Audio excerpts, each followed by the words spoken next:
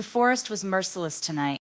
The air was sharp with winter's bite, so cold it sliced against her skin, as if the night itself wanted her gone. Every breath she took came out in quick bursts of fog, trembling clouds that gave away her position to whatever was hunting her. She pressed forward anyway, lungs burning, legs screaming, heart pounding so violently it drowned out every other sound. Branches tore at her arms, clawed at her clothes, snapped against her face as though the trees themselves had joined the hunt. She stumbled over roots hidden under the blanket of dead leaves, but she didn't dare stop. Stopping meant capture. Capture meant death. The ground was uneven, slick with frost, and the storm above mirrored her chaos. Clouds churned, swallowing the moonlight in heavy shadows. The sky seemed alive, restless, as if it too carried her fear. A low growl of thunder rolled through the distance, and with it came the reminder she wasn't alone. They were closing in. A sharp crack echoed behind her, a branch breaking under weight too heavy to belong to a deer. Then another. Footsteps, deliberate and fast. She didn't need to glance back to know glowing eyes were locked on her spine. The wolves had her scent. They would not stop. Her ankle gave way as she tripped over a jagged rock, and she fell hard, skin scraping against the frozen earth. Pain lanced through her leg, sharp and hot, and she bit down a cry. Her mouth filled with the taste of iron, blood. She wiped it quickly, but the copper tang lingered. She forced herself up, ignoring the flare of agony, and limped forward with what strength she had left. The night pressed in tighter, suffocating her with silence between the chases, broken only by the snap of twigs and the distant howl of something inhuman. Each howl sliced deeper into her chest, because she knew they weren't just hunting. They were calling each other, closing the circle. Her chest ached, her thoughts spiraled. Why me? Why tonight?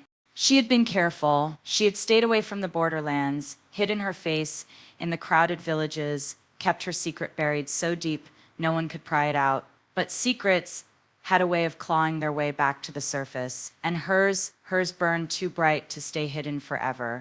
Her breath shook as she remembered that night, the night everything fell apart. A flash of fire, screams. The smell of singed fur and burning skin. The way they looked at her, not with pity, not even with anger, with fear. Fear so raw it carved her name into whispers she could never escape. Monster, cursed, dangerous.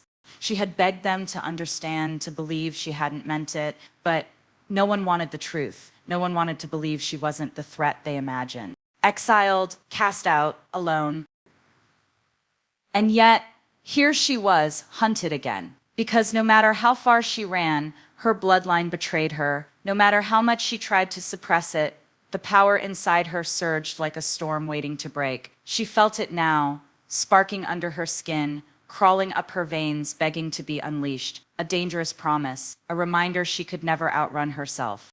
Her heart hammered faster as the sound of pursuit drew nearer. Heavy paws thudded against the ground, leaves scattered in a rush of motion. She could almost feel their hot breath on her neck, the growl vibrating in her bones.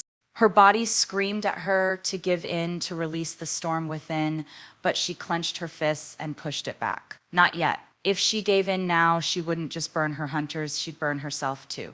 The trees thinned, and the forest opened into a stretch of frozen clearing, bathed in silver light. She froze for a breath, exposed, vulnerable, her pulse echoing like a war drum in her ears. There was nowhere left to hide.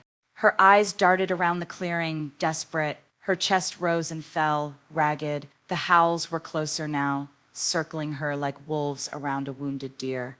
She whispered into the emptiness, voice raw, "Not like this, please not like this." But the night gave no answer. Only silence, broken by the crunch of snow as the first shadow emerged from the trees. Eyes glowing amber, teeth bared in a cruel grin. Another followed, then another, a ring of predators tightening around her. Their growls rumbled, hungry and certain. Her legs trembled, her pulse thundered. She was cornered, breathless, heartbroken, furious at the fate that kept dragging her back into chaos. And yet, deep inside, something stirred. That power, that dangerous fire, coiled tight in her chest, like it had been waiting for this very moment. Her hands shook with the effort of holding it back. Her vision blurred with heat she knew wasn't just fear. It terrified her, but it also tempted her. Would she burn them? Would she burn herself? Would she become exactly what they feared she was? The ring of wolves pressed closer, and she let out one shaky, defiant breath. The storm inside her whispered, "You were never prey." And if you want to know how her story unfolds, if you want to see whether she survives this night or loses herself to the fire within, then you're exactly where you need to be. Stay, listen, breathe with her, because this is just the beginning. And if you're new here, subscribe to Clarissa Romance Collections, where every tale burns brighter, deeper, and closer to the heart. This story will take you places you won't want to leave. The clearing was silent, but for her own ragged breath, the circle of predators closing in. Their eyes glowed with hunger, yellow and unblinking, reflections of the moon that hung pale and thin above the storm clouds. She knew the sound of their growls by heart, the kind that rose not from their throats, but from their bones, the kind that meant they weren't here to chase her for sport, they were here to finish her. Her pulse stuttered, but then the storm shifted, the air changed. A ripple of pressure swept across the clearing, subtle at first, then undeniable, like the forest itself had drawn in a sharp breath. The wolves faltered. Their growls turned uncertain. Something moved in the shadows beyond the trees. A presence, heavy, steady, unyielding. She lifted her head, chest heaving, vision blurred with cold and fear, and then she saw him. At first, just a shadow cutting through the mist, tall and deliberate, shoulders squared as though he carried the weight of the storm itself. He moved with no urgency, no wasted motion, and yet every step sent a pulse through the ground, a warning the earth itself seemed to heed. The wolves backed away, not far but enough for her to notice. Their hackles rose, their ears flattened. Then his eyes appeared, gold burning brighter than the moonlight, fierce enough to silence the clearing. The forest bowed to him. She could feel it in the way the wind stilled, the way the branches no longer clawed at her, the way the night itself seemed to pause. Her chest tightened. She didn't know his name, she didn't know his intent, but she knew one thing with absolute certainty: this was no ordinary man. This was power walking on two legs. The first wolf lunged, breaking the silence.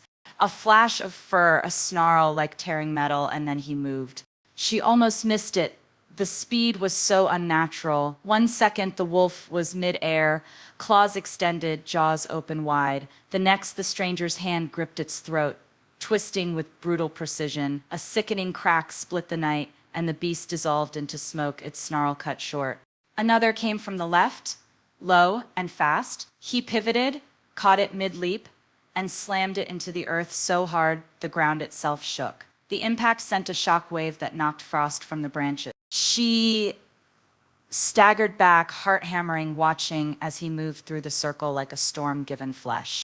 There was no wasted strength, no hesitation. His strikes were lethal, his movements calculated, as if each wolf was nothing more than an obstacle between breaths. Claws raked across his arms, but his flesh knitted as quickly as it was torn. Fangs snapped inches from his throat, but his grip broke jaws before they closed. Smoke rose around him as each fallen beast evaporated into nothingness, and still he stood tall, broad chest rising and falling in steady rhythm, muscles coiled like restrained violence. She couldn't look away. Terror clawed at her, but it tangled with something else, something deeper, sharper, harder to name. Every strike he landed sent a shiver through her. Not fear, not entirely, something dangerously close to awe. The last wolf hesitated, pacing at the edge of the clearing, its growl low, uncertain. Its eyes flicked between her and him, as though calculating which fate was worse. He didn't give it a choice. With a sudden burst, he closed the distance faster than the wolf could react. His hand caught its muzzle, forcing it back with raw strength. For a heartbeat, their growls clashed in a guttural echo, and then his golden eyes burned brighter, bright enough that even she had to look away. The wolf whimpered, collapsed into shadow, and vanished like the others. The silence that followed was deafening. The clearing was littered with nothing but fading mist, cold and damp against her skin. The storm above seemed to settle, as though it too recognized the shift in dominance. He stood at the center of it all, unmarked, unbroken, gold eyes fixed on her. Her body tensed, her instinct screamed to run, but her legs refused. She was caught between the remnants of terror and the pull of something she didn't understand. He took a step toward her, slow, deliberate, as though wary of spooking her further. Yet even his careful movements carried weight, like the ground bent slightly under his presence. She tried to speak, but her throat was raw, her lips trembling too hard to form words. And then he said her name. Not a question, not a guess, a certainty. The sound of it in his voice froze her blood. It wasn't spoken like a stranger's discovery, but like an intimate truth he had carried long before this night. Her name had never sounded like that before. Heavy, respected, possessed. She swallowed hard, unable to look away from him. Her pulse thundered too loud in her own ears. How do you know me? She managed, her voice thin, breaking at the edges. His gaze didn't waver. I always have. The words struck something deep in her chest, something she couldn't name. Every part of her screamed to distrust him, to see him as nothing more than another threat in a life that had known too many. And yet, her body betrayed her. Her hands shook, not with fear now, but with something she didn't want to admit. The burn in her veins from running, from fighting, changed into heat curling low in her stomach. He stepped closer, the air between them thickened, charged like the moment before lightning strikes. His scent reached her, earth, rain, and something darker, sharper, uniquely his. It wrapped around her senses until she almost forgot the pain in her ankle, the sting of her wounds, the blood still drying on her lip. She hated the way her chest tightened for him, hated the way her eyes lingered on the line of his jaw, the raw strength in his shoulders, the dangerous beauty of his gaze. Was he her savior or her next captor? She didn't know. And that uncertainty was its own kind of terror, but she couldn't deny it. When he looked at her, she didn't feel like prey anymore. She felt seen, and it terrified her more than the wolves ever had. Her chest still heaved from the chase, from the terror of wolves and the storm that had nearly broken her, yet none of that roared as loud as the silence that stretched now between her and him. His golden eyes lingered on her, steady, unwavering, as if daring her to breathe, daring her to remember who she was beneath the trembling, beneath the fear. And against her will, she did remember. The memories pressed in without mercy, dragging her backward through time, forcing her to face the wounds that never healed. She was a child again, no older than 8, crouched at the edge of the riverbank where her pack's children played. They skipped stones across the surface, laughter ringing like silver bells. She wanted to join them, wanted to feel that ease, that belonging, but she knew she wasn't like them. She had tried to stay invisible, to tuck her strange moments away where no one could see, the way her skin sometimes shimmered when the moonlight kissed it, the way heat pooled in her palms when her emotions ran too high. She had promised herself she would never let it show.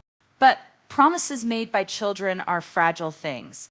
The boy had pushed her first. She remembered the sting of mud against her cheek, the laughter that followed, sharp and cruel. Something inside her had snapped then, a soundless cry of shame and rage. Her palms had burned. White silver light erupted from her hands before she could stop it, flaring like fire made of starlight. The boy screamed, not because he was burned, no, the flame hadn't touched him, but because everyone had seen. Every child froze, every laugh died, and then the whispers began. Monster, witch, not one of us. She had stumbled back, terrified of herself, desperate to make it stop, her hands glowing against her will. And when the adults came running, their faces twisted in the same fear. Even her father hadn't looked at her then. He had looked past her as though she wasn't his child at all. That was the first time she heard it spoken in hushed voices as she walked past, cursed. And she had carried that name ever since. The forest faded around her now, her body still trembling under his gaze, but the past dragged her deeper. She was older, standing in the pack's council hall. The torches on the walls flickered, shadows stretching across angry faces. She remembered the weight of every stare, the sharp scent of distrust rolling off them. She remembered clutching her mother's hand so tightly her fingers went numb. Her power had grown harder to hide, Too many accidents, too many near misses, a rabbit scorched alive when she tried to hold it, a hunting spear melting to slag in her hands. They hadn't seen a girl learning control, they had seen a threat. The council's voices overlapped, accusations, demands. She will doom us, she will bring ruin. She should never have been born. Her mother stood tall, shielding her with trembling arms, her voice breaking as she begged them to reconsider. But her father had remained silent, jaw set, eyes refusing to meet hers. The verdict had been swift: exile. They had dragged her out into the night, their torches lighting the path of her shame. She had begged, cried, screamed that she would do better, that she could control it. But no one listened. To them, she was already lost. Her mother had been the only one to slip free from the crowd, rushing to her side at the border. She pressed trembling hands against her daughter's face, tears glistening in her eyes. "My fire," she whispered, voice breaking, "do not let them convince you it is a curse." Those were her last words before they tore her away, before the border slammed shut behind her, before the night swallowed her whole. The echo of that night never left, not even now. Her breaths came shallow as the memory loosened, leaving her in the present once more, her body rigid, her soul raw. The Alpha still stood before her, golden eyes unrelenting, as though he could see every memory carved into her skin, and perhaps he could. Perhaps that was why his gaze unsettled her so deeply, because she feared he knew. She closed her eyes for a moment, and the fire returned. Not the kind that burned wood or flesh. No, this was the strange silver flame that had haunted her since birth. She felt it coil under her skin, flickering at her fingertips, begging to be freed. She curled her hands into fists, desperate to smother it, but still it pulsed, faintly glowing through the cracks between her fingers. The light painted the clearing in soft silver, ghostly and beautiful, and she hated it. Because this fire had stolen everything from her. Her home, her family, her chance at belonging. It had marked her, isolated her, condemned her, and yet, despite everything, it remained, waiting, watching, whispering in a language older than her own heartbeat.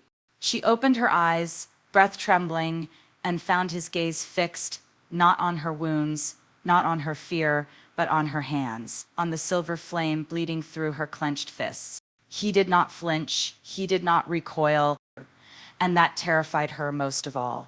She remembered every other face that had looked upon her flame, twisted in fear, warped with revulsion, dripping with hatred. But his eyes held none of those things. They held recognition, curiosity, something far more dangerous. Her throat tightened. Did he know what she was? Did he understand the weight of what burned inside her? And if he did, why hadn't Set? He turned away. She wanted to demand answers, to spit out every question, clawing at her tongue, but the words tangled in her chest. Instead, she stood there in the clearing, her pulse racing, her past crashing against her present, and her fire whispering promises she no longer trusted. She wanted to believe her mother's words, that it wasn't a curse, that it could be something more. But all she had ever known was loss. And the thought that this stranger, this Alpha with golden eyes, might see her differently was almost unbearable. Because hope, she had learned, was the most dangerous fire of all. The storm had thinned, leaving behind a silence so profound it felt deliberate, as though the forest itself held its breath. She followed him through the darkness, each step reluctant, every nerve taut with suspicion. The Alpha's stride was unerring, as if some invisible thread pulled him forward, guiding him through the tangled undergrowth. Then the trees parted. A clearing opened before them, bathed in moonlight so pure it looked unnatural. The ground shimmered faintly, damp grass catching silver light like a sea of stars scattered at their feet. The trees that circled the grove were impossibly tall, their trunks carved with patterns that glowed faintly, pulsing as though alive. Each line, each rune, throbbed in rhythm with her own heartbeat. Her breath hitched. The air here was different, heavier, older. It pressed against her skin, seeped into her lungs, coiled around her fire. She felt it before she understood it. The place was sacred, ancient, waiting. She froze at the threshold, fear anchoring her where she stood. But he turned back, golden eyes catching the moonlight, steady, commanding. Without words, he urged her forward. Her body obeyed even as her mind resisted. She stepped into the grove and the world shifted.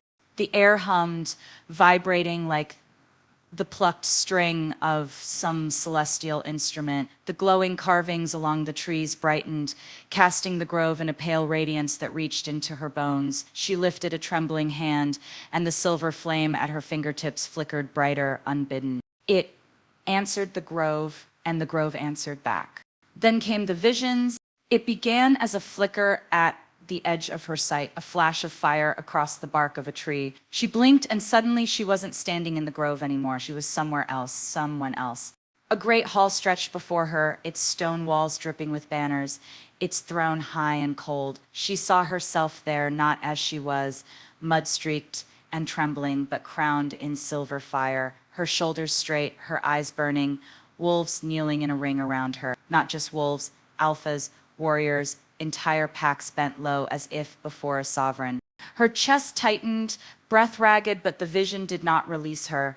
It shifted, twisting, unraveling into ruin. The hall burned. Wolves howled in anguish. The same fire that crowned her now consumed her, spilling from her hands, devouring stone and flesh alike. And at the center of the destruction, her face, eyes wild, expression unrecognizable. She tore her gaze away, clutching her head, trying to force the visions back into silence, but they came in waves, each heavier than the last. A forest collapsing under a blood-red moon, rivers turning to ash, children crying out her name, some in reverence, others in terror. She stumbled, falling to her knees on the damp grass of the grove, her fingers digging into the soil, as though she could anchor herself there in the present, away from the storm of what could be. "I can't," she whispered, voice breaking. "That's not me." Her words were desperate, a plea to the grove itself, to the visions, to anyone listening, but they sounded hollow, even to her ears. The alpha stepped closer, his shadow falling over her, his presence filling every space the visions had torn open. "It always was," he said, voice low, unwavering. The weight of his words pressed into her chest, heavier than any exile, any judgment she had carried before. She shook her head violently, nails biting into her palms. "No, I'm not her. I'm not that thing. You saw what I saw." His tone was not cruel, not accusing, but steady, certain. "The grove doesn't lie." Her laugh came broken, bitter. "The grove doesn't know me. It doesn't know what I have done. It doesn't know the fire. It destroys, it takes, it saves." He cut in sharply, golden eyes blazing. "You think your power stole everything from you. But what if it was given for what's coming?" She froze, the words sinking in like hooks. Her fire pulsed beneath her skin, restless, almost eager, as though it too heard his words and hungered for their truth. But she remembered the boy's scream, the council's verdict, the night her mother's tears burned against her cheek. How could destiny be anything but a lie when all it had ever brought her was loss?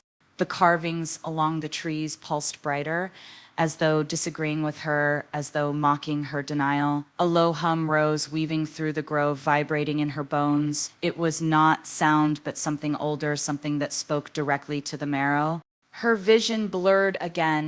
She saw herself standing on a battlefield beneath a blood moon, her flame not destroying but shielding, an entire pack protected within a barrier of silver fire. Wolves pressed close, not recoiling from her touch, but reaching for it, depending on it, trusting it. Her throat tightened. This vision felt different. Not ruin, not coronation, something fragile, balanced on the edge of both. She gasped, yanking herself back, chest heaving as she dragged air into her lungs. The alpha had not moved. He stood over her, unyielding, his expression unreadable, but his eyes, those golden eyes, burned with something she could not name.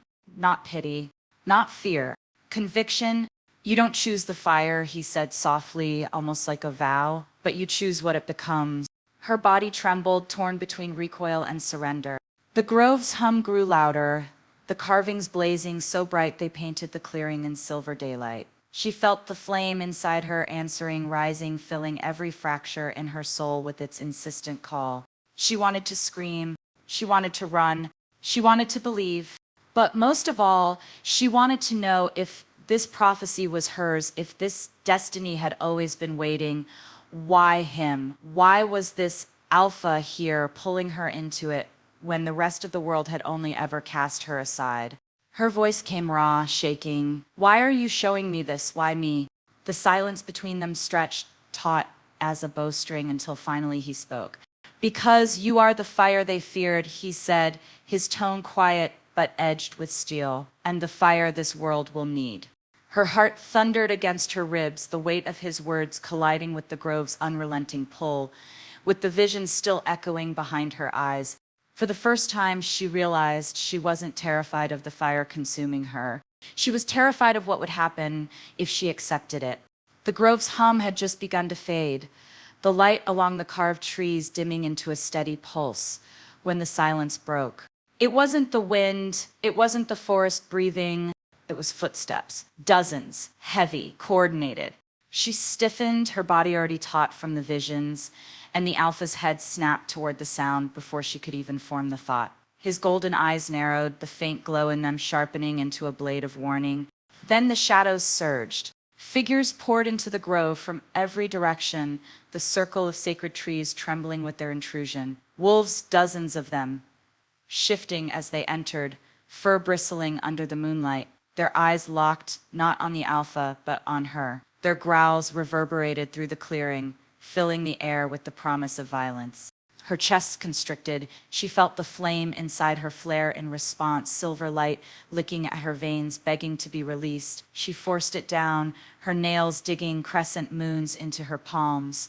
The alpha stepped forward, placing himself between her and them, shoulders squared, presence like a wall. His growl thundered through the grove, deeper and older than the rest, the kind that carried command, the kind that demanded obedience. But the rival pack did not bow. The largest of them, scarred across the jaw, eyes like fractured glass, stepped ahead of the others. His gaze landed on her, burning with fury and fear entwined. She does not belong here, he snarled, voice raw. You know what she is. You know what she brings. Murmurs rippled through the others, low growls of agreement, words hissed between teeth, cursed, dangerous, doom. Her knees trembled, but not from weakness, from rage, from the weight of recognition. She had heard these words before, whispered in the alleys of her exile, shouted across the borders she was chased from. Every repetition cut deeper. The alpha did not move. His voice came steady, lethal. She is under my protection. A chorus of growls rose. The scarred wolf's lips curled back. Then you doom yourself with her. His voice sharpened, loud enough to shake the leaves above. Do you not see the visions? The fire will consume us all. She will not save us. She will end us. The grove seemed to recoil at his words, the faint glow along the carved trees faltering, flickering like candlelight under a storm. Her breath caught. Her heart pounded against her ribs. She wanted to scream back, to claw the words from his mouth, but her throat locked. Fear and fury tangled, strangling her voice. Then the alpha moved.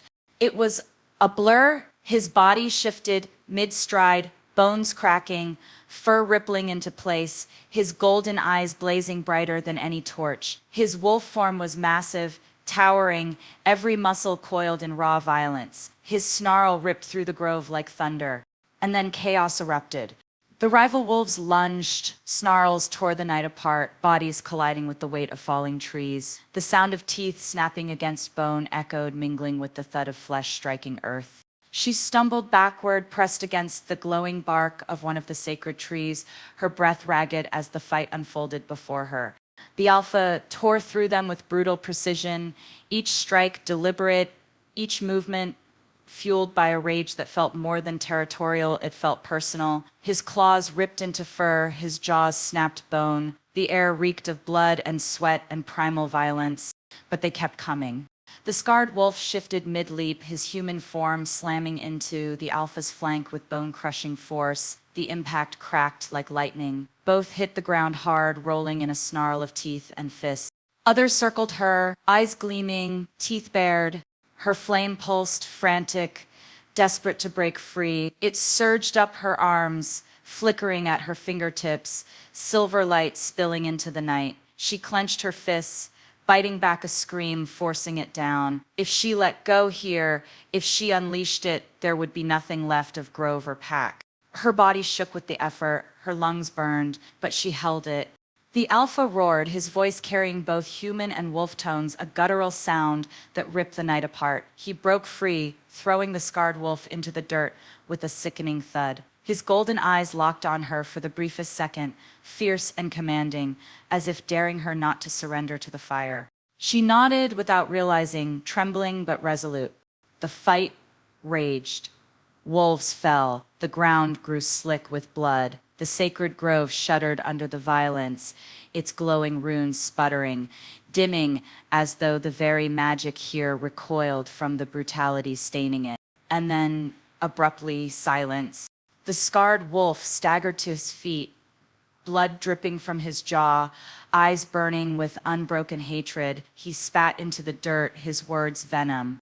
You protect her now, but she will burn you. She will burn us all.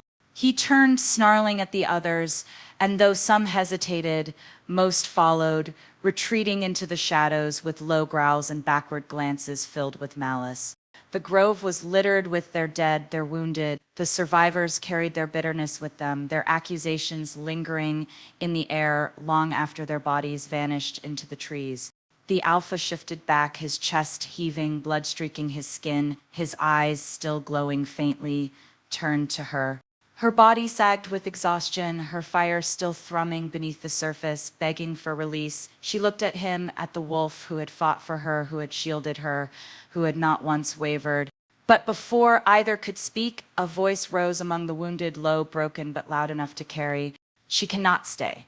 Others joined, ragged but insistent. She is cursed. She is danger. You endanger us all. Their words cut sharper than claws, slicing through the fragile bond of the grove. The alpha's jaw tightened, his fists clenched, but the weight of his own pack's voices pressed against him. He turned to her, his gaze heavy, torn. You need to go. His voice was rough, breaking around the edges.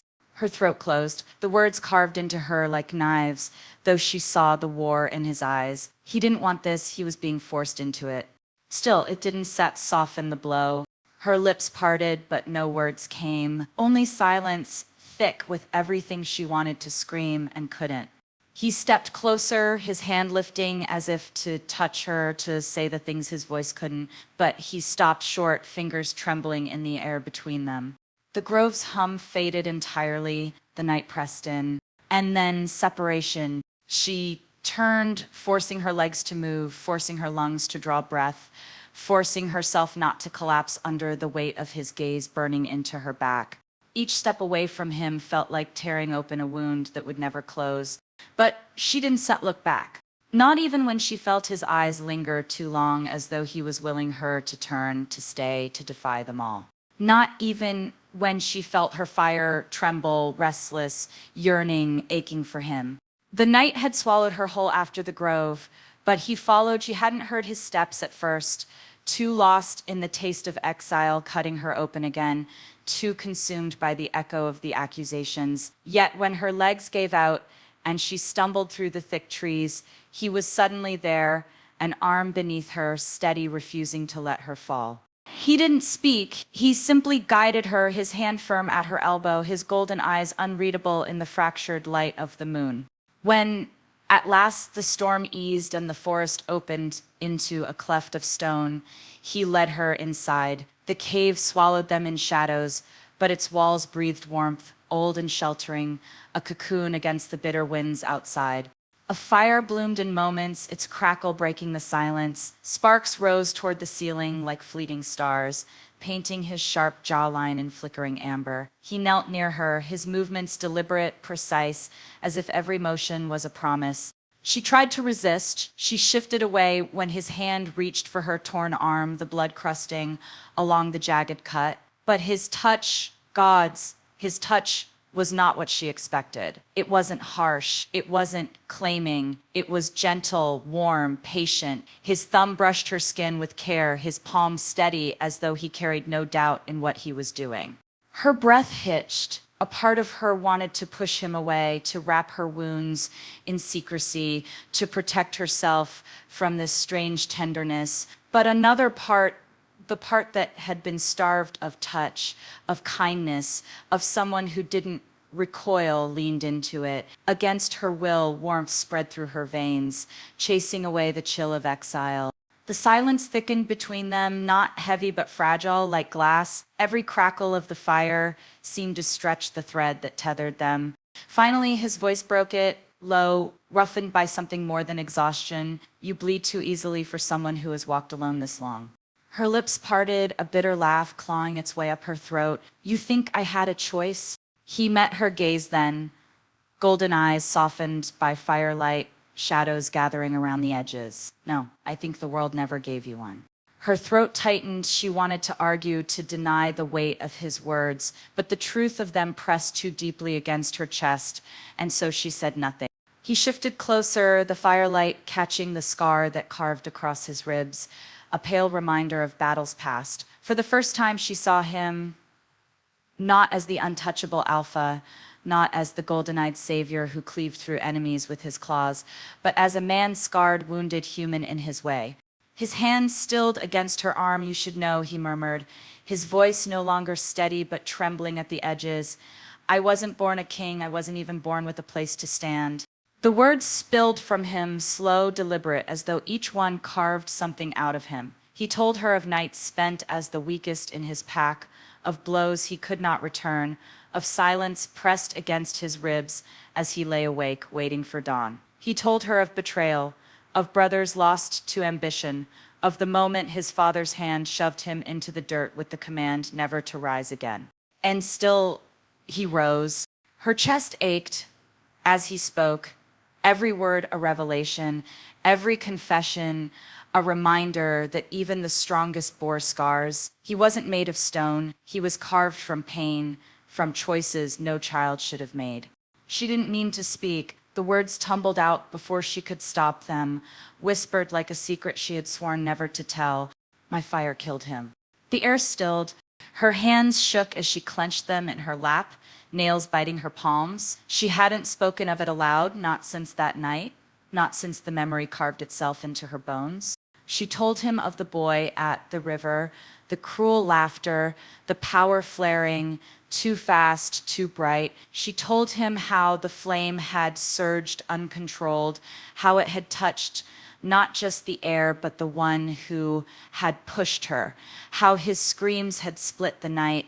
She had begged for help, begged them to save him, but no one had come. The boy's eyes had burned with fear until they closed forever. Her voice broke. They were right to call me cursed. The silence that followed was unbearable. She wanted him to recoil. She wanted him to name her monster, to confirm what the world had always whispered. At least then the ache would be familiar. But he didn't set.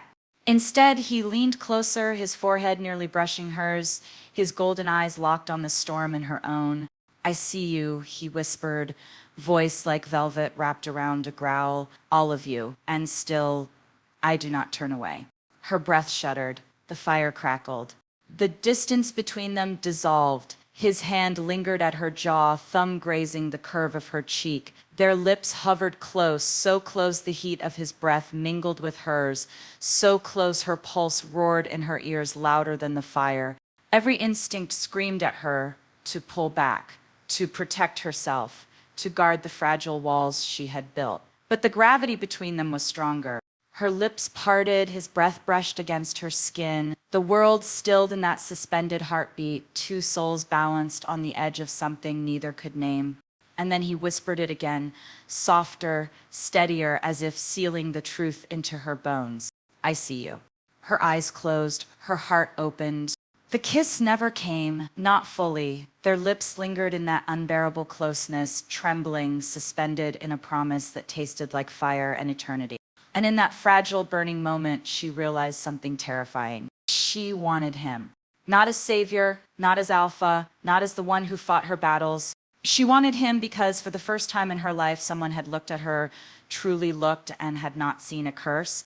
The dawn never came gently in the Valley of Wolves. It broke sharp, like a blade dragged across the horizon, the sky bleeding from violet into the harsh brilliance of morning. The cave still smelled of smoke, still hummed with the echo of almost words, almost touches. Her pulse carried fragments of last night's closeness, and though the fire had burned to ash, its warmth still lingered on her skin where his hands had once been. But outside, the world waited, and the world had teeth. They returned to the heart of the pack when the sun stood high, its light exposing everything they had hidden in the dark. She walked beside him, her steps steady, though her chest still ached from the truths she had spilled. His hand brushed hers once, barely a graze, but it was enough to remind her that she was not entirely alone. Not yet. The council had gathered. Stone walls ringed the circle, carved with symbols older than memory, older than kings. The air thickened as she entered, eyes pressing against her from every side. Suspicion, fear, loathing. The elders' voices cut through the silence, layered like blades drawn from sheets. Do you know who you bring into our halls?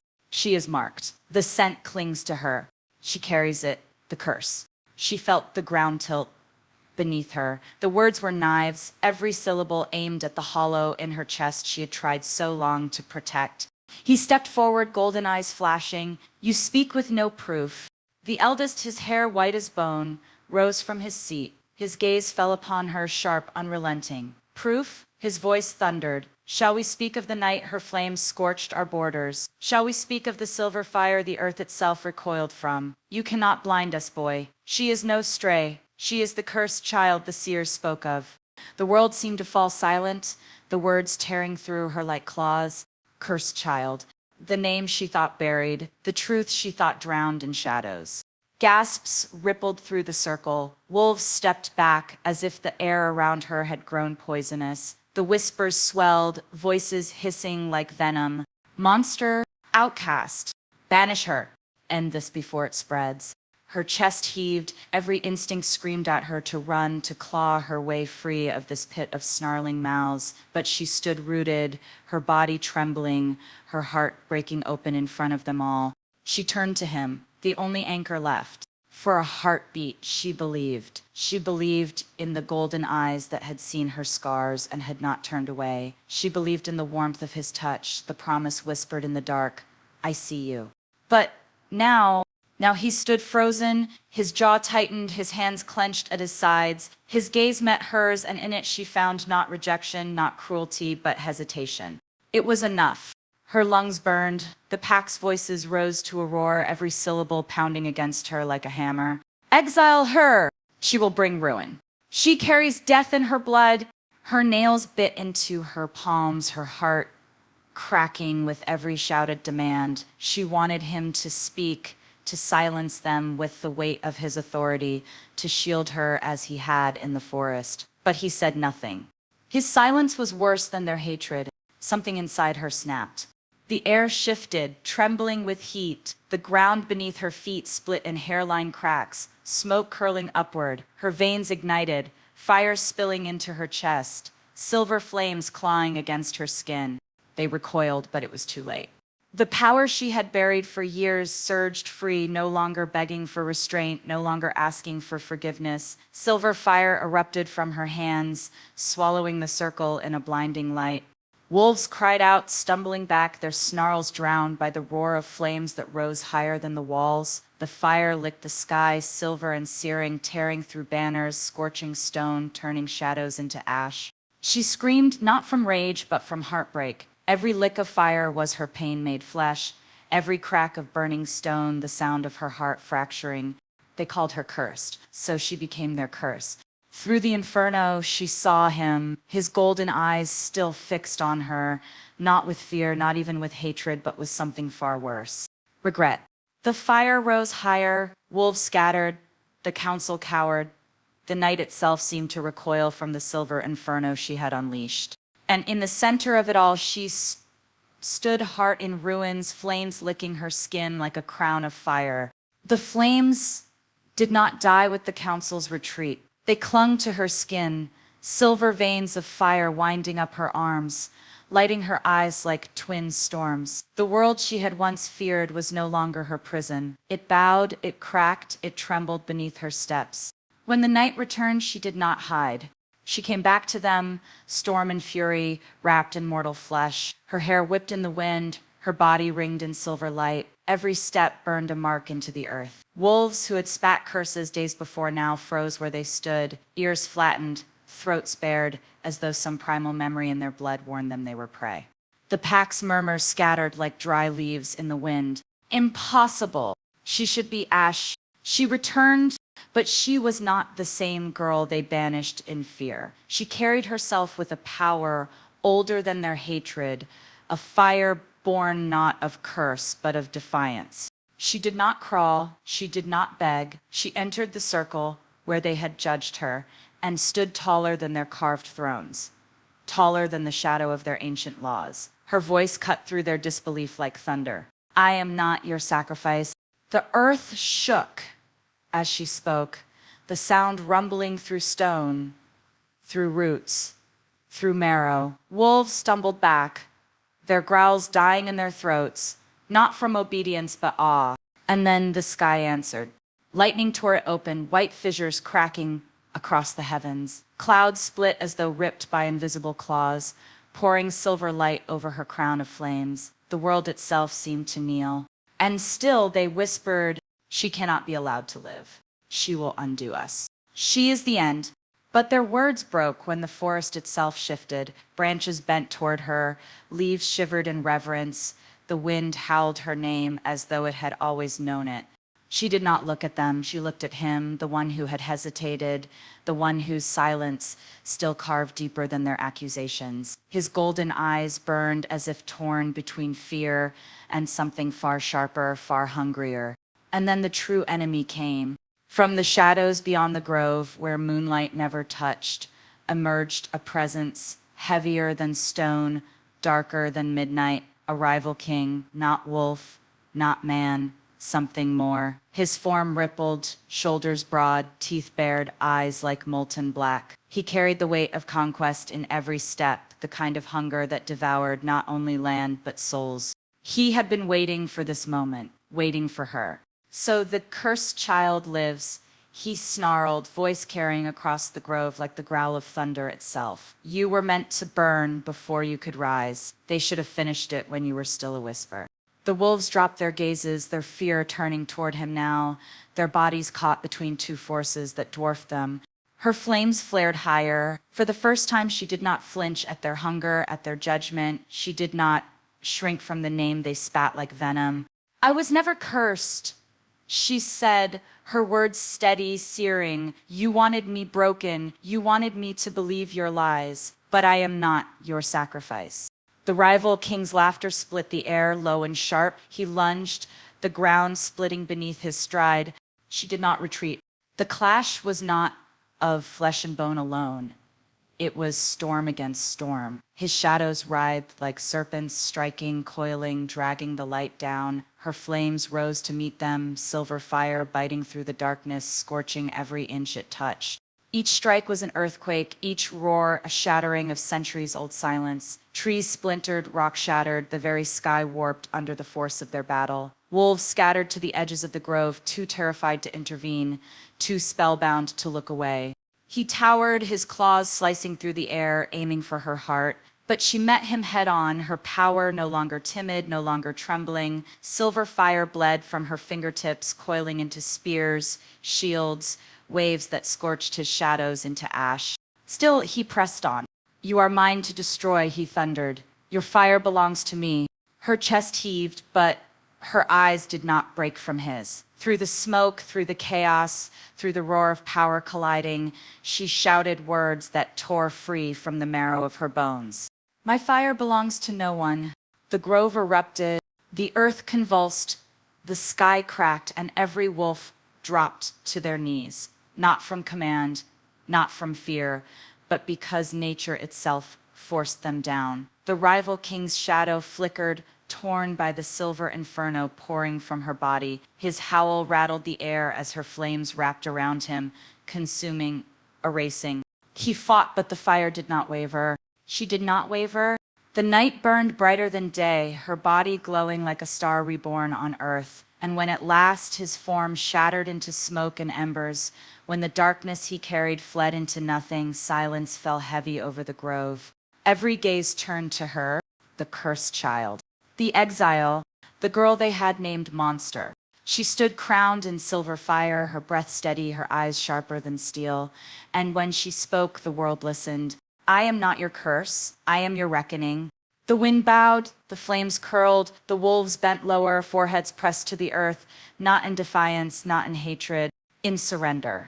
The grove still smoked, ash drifted like snow, catching in her hair, clinging to her lashes, painting her in the gray remains of a world she had burned. Wolves knelt, but not one dared lift their gaze. Silence pressed heavy, broken only by the faint crackle of dying embers and the echo of her last words, I am your reckoning. Yet even in triumph, a question hung in the air, sharp and unspoken. Was she savior or destroyer? The wolves did not know. Their hearts pounded as they looked at her, silver fire still whispering across her skin like living armor. She had slain a king, yes. She had torn shadow from flesh and silenced the dark. But in doing so, had she not proven the prophecy true? Had she not become everything they feared? One glance from her eyes could command their obedience. One flare of her flame could reduce them to ash. What is the line between salvation and devastation when the power in your blood can burn both? And you listening now, what would you have done? Would you have bowed, forehead pressed to the earth, and prayed she would be merciful? Would you have run, clawing your way into the dark to escape the light that scorched too bright? Or would you have stood with her shoulder to shoulder, flames at your side, knowing that to follow her meant risking everything? Because she was not just one of them. She was something greater, something untamed, and with that came danger as much as hope. Her gaze lifted, scanning the faces around her. They trembled under her silence, and then her eyes found him. The Lycan who had hesitated, the golden-eyed king who had watched her break, who had failed her with silence, but still carried her heart in the marrow of his bones. His chest rose and fell, his body torn between reverence and fear. She wondered what he saw now. Did he see the girl he had touched tenderly by the fire, her secrets spilling into his hands like fragile glass? Or did he see a weapon, untouchable, unstoppable, born not for love but for war? And what do you see? When you close your eyes and picture her standing there, crowned in fire, would you call her queen or curse? Would you dare to love her, knowing her power could consume you whole? Or would you turn away, convincing yourself it was safer to live without her than to burn at her side? The night trembled with the weight of those questions. No elder, no prophecy, no pack law could answer them. Only choice. Hers, his, and maybe even yours. So I'll ask you here and now, heart to heart, if you stood in that grove, ash clinging to your skin, her fire burning your breath from your lungs, would you have reached for her hand? Would you have whispered, I choose you, even knowing it could mean your end? Or would you have stepped back into the crowd, one more voice among the fearful, condemning what you did not understand? The truth is, stories like hers are never simple. They cut us open, lay bare what we fear most: power, love, betrayal, redemption. And they leave us with the one question we can never escape. What would you do? Would you choose her side? If your heart aches with that question, if you felt the fire in her voice, the hunger in her soul, if even for a moment you wondered whether you'd bow or rise beside her, then don't let the story end here. There are more nights, more battles, more kisses stolen at the edge of war. And if you want to hear them, every heartbeat, every shiver, every flame, then subscribe to Clarissa Romance Collections, where every tale burns brighter than the last. Because the fire isn't yet finished. And neither are you. The grove lay in ruins, charred earth smoldered, the scent of ash and blood clinging thick to the air. Broken trees leaned like wounded sentinels, their branches scorched black against the pale breath of moonlight. Wolves lingered in silence, watching, waiting, not daring to move too close to her. And in the center of it all, she stood, shoulders squared, chest rising and falling with the echo of battle still in her lungs. The silver flame that had once roared now dimmed, flickering only faintly at her fingertips like the dying glow of a storm retreating into the horizon. Beside her, The Alpha, scarred, bloodied, his golden eyes dimmed by exhaustion but never straying from her face. He stood not as king, not as savior, but as man, broken and still unbowed. Together they looked upon the ruin of what had been a battlefield and what might become a kingdom. Neither spoke, words felt fragile here, too weak to hold the weight of what had happened, too hollow to carry the truth of what had changed. The wolves stirred, a shuffle of paws, a low whimper, the sound of a single body bowing low in the ash, and then another, and another, until the grove bent with submission, not to him, not to the crown he wore, but to her. Her breath caught, she did not move, did not lower her eyes or raise her hands. She only stood as though rooted to the earth, haunted by the knowledge that this was what prophecy had promised. And yet, in the deepest corners of her heart, a whisper coiled like smoke. Was this triumph or warning? The silence grew heavy. He turned toward her, voice raw, edged with something between reverence and fear. Yusuf changed everything. Her lips parted, but no words came. She could not say yes. She could not say no. She only breathed, tasting ash, tasting destiny, and wondering if this was the moment she had been made for, or the moment she had been cursed to endure. Then the ground trembled. It was subtle at first, a low vibration curling up through the soil, rattling stone and bone alike. The wolves stiffened, ears twitched, bodies bristled, hackles lifted. The Alpha's gaze snapped to the shadows at the grove's edge. And then a voice. It did not come from a mouth. It did not rise from any throat she could see. It rolled like thunder, ancient and cold, slithering through the smoke. She is not the only one. Every heart froze. Every breath caught in the air like shattered glass. Her own pulse faltered, struck by the weight of those words, and then hammered harder, faster, as though trying to escape her chest. She is not the only one. The voice deepened, echoing from every tree, every stone, every drop of blood soaking the ground. The true Alpha has yet to rise. Her fire flared without thought, a silver flicker breaking from her skin, casting light into the darkness. But the shadows did not retreat. They seemed to lean closer, hungry, waiting. The Alpha at her side growled low, a sound of defiance, of warning. But there was something in his eyes, something sharp and fearful, not for himself, for her. Because what did those words mean? If she was not the only one, then who else walked with her fire? Who else bore the mark of prophecy? Who else might claim a destiny she thought was hers alone? The grove did not answer. The earth only trembled once more, then stilled, leaving silence so deep it pressed against the bones of every creature present. She closed her eyes, and in the dark behind her lids she saw it again, the visions from the grove, the crown of fire, the wolves kneeling, the kingdom in ruin. But this time there was more. A second figure, shrouded, faceless, a shadow with eyes like hers, standing not behind her, not before her, but against her. Her breath hitched. The voice was gone, the trembling earth stilled, but the words did not fade. They lingered, coiled tight around her chest, sinking deep like hooks. The true Alpha has yet to rise. Her eyes opened, silver flame glinting once more, and she whispered into the broken night, almost to herself, almost to him, almost to every soul listening in silence. This isn't set over, and somewhere beyond the trees, beyond the smoke, beyond the reach of her fire, something stirred, something that promised war.